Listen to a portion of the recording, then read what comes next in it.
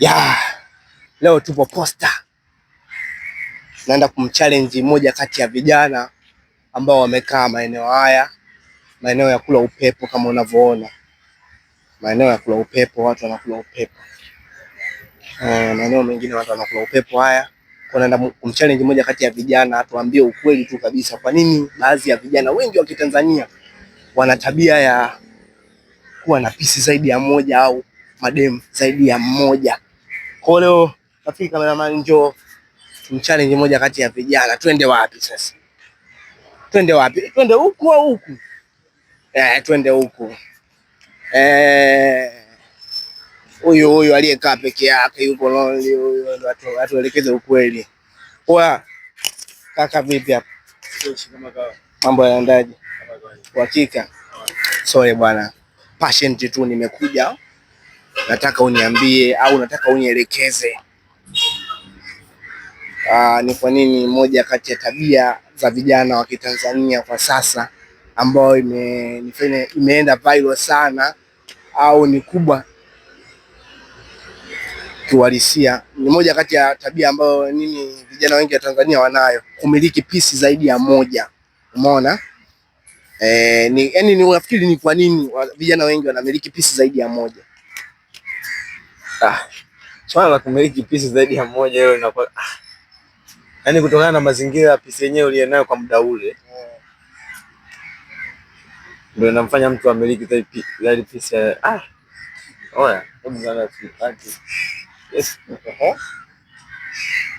Yaani kutokana na mazingira mtu aliponao, mwanamke alionayo kwa muda ule. Huyo mwanamke anaweza kumfanya yeye aendelee kubaki naye yeye mmoja au yeye amfanye apate rafiki mwanamke mwingine kwa sababu ya tabia anazomfanyia mshikaji. Nafikiri mmemsikia jamaa, ila mimi nataka nimuulize tu patient.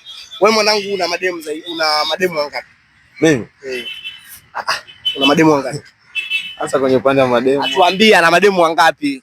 Kama upo huko mama, tuliza pressure. Shikaje tuambie una mademu wangapi? Mimi tufanye mmoja basi. Sio tufanye mmoja.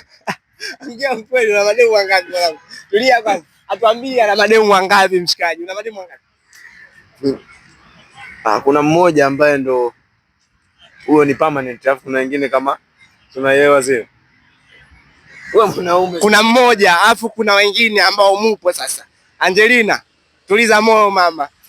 Tuendelee. Kuna mmoja ambaye ndo permanent ambaye hata mimi mwenyewe nimewekea malengo makubwa. Umewekea malengo, sivyo? Ila wengine wapo extra tu, sivyo? Wapo mwenyewe tunaelewa. Unafikiri ni kwa nini? Yaani inakuwa hivyo, yani kwa baadhi ya vijana wengi inakuwa hivyo. Sometimes inakuwa kama ni tamaa tu, tunaelewa mwenyewe. Kwa hiyo brother wewe una tamaa? Mimi tamaa nayo. Brother ana tamaa, ndio maana ana mademu zaidi ya mmoja. Kwa hiyo brother unaweza kututajia labda jina la huyo pisi ambaye unamwekea malengo? Hapana. Wanyie ambao mnamilikiwa na huyu kaka hapa kati. Anaitwa nani? Unaitwa nani kaka? Mimi naitwa Mnola. Anaitwa Mnola. Kama unajijua upo upande wa Mnola, aisee, jiandae, yani jiandae kisaikolojia. Unaweza ukachaguliwa, unaweza usichaguliwe kuwa mke. Kwa hiyo mpaka sasa hivi hapa Mnola ana mademu zaidi ya mmoja. Nashukuru bwana, ona tunzetu mwanangu. Sana.